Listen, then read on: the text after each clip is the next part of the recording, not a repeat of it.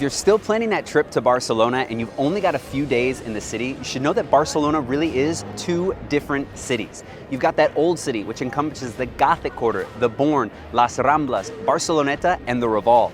It's also got that Roman city on the inside, and it was the middle-aged city of Barcelona. But you've also got that Eixample, that expansion of the city, which houses all of those modernist buildings. So if you only have a little bit of time in the city, those are the two places that you're gonna wanna start and then go from there. But if you're looking for a place to stay, where's the best spot in the city? My recommendation, if you want to get around to most of the big attractions and still be centrally located, is to be in that Gothic Quarter or the Born, parts of those old cities. Places that I wouldn't stay are the Raval or the Barceloneta. While the Barceloneta technically is that old city, it is much further out, and it almost feels like every trip that you make is going to be this big journey. The other place that you can recommend if you want to get out of that tourist center is going over to the Eixample. The Eixample is where most of the locals are going to be living, and it gives you a little bit more of that local feel. If you want to get even further out, try Gracia or Poplano. I probably should have started my last video about the 10 things that you need to know before visiting Barcelona with the name of the city. What do you call it? Is it Barcelona or is it Barcelona? Well, if you're speaking in Spanish, you say Barcelona. But in Catalan and in English, you're gonna actually say Barcelona. And the big thing that you need to know about the nickname for the city is that it's not Barça. I hear a lot of people saying, hey, we're going over to Barça, and nobody here would ever use that. If you use the name Barça, you're actually only referring to the football club. Here, the nickname for the city is Barna. So if you're coming over, use Barna, use Barcelona, and if you're speaking in Spanish, you can use that Barcelona as well. But you don't have to go over the top. It's not Barcelona. One of the most common questions I get is what to pack ahead of your trip. And my biggest recommendation is to treat each day like it could be multiple days and bring layers. But one thing that I think everybody's always surprised about is how different the locals dress than maybe back at home. Now remember that here we dress for the season and not for the weather. So if 20 degrees for you at home is warm, you're not gonna see the locals wearing flip-flops, shorts, and t-shirts. In fact, you might still see some scarves and even winter coats.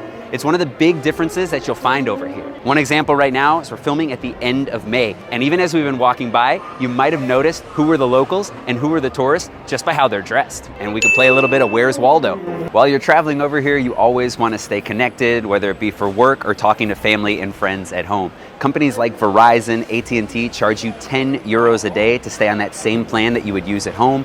T-Mobile might give you some free access, but if you don't have that, one of the things that I always recommend is jumping over to a place like Vodafone. For just 10 euros, 20 euros, you can get a SIM card that's gonna last you 28 days and give you more gigs than you're going to need so you can stay connected. One of the things that's really great is you plug in that SIM card and you can use your same number. So for WhatsApp or any messages, you can always use that same number to talk with everybody back at home.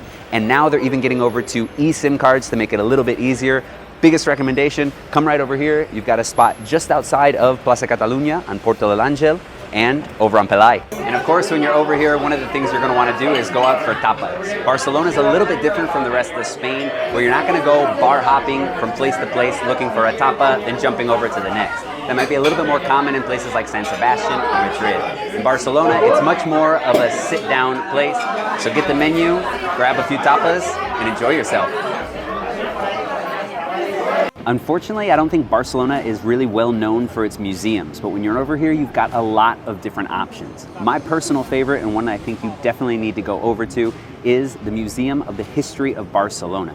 Not only where we are right now behind me, and you can see the Royal Palace, but you can get under the plaza where we are right now and walk around in those old Roman streets. It's one that I definitely think that you need to see to really get the idea of the history of the city. The other museum that I would recommend is the EMNAC, that National Art Museum of Catalunya, over on Montjuïc, where you have an incredible display of Romanesque architecture. I'm not gonna tell you how they did it because I'm not really sure how that process worked entirely, but they took 10th century churches from the Pyrenees and moved them over inside of the museum.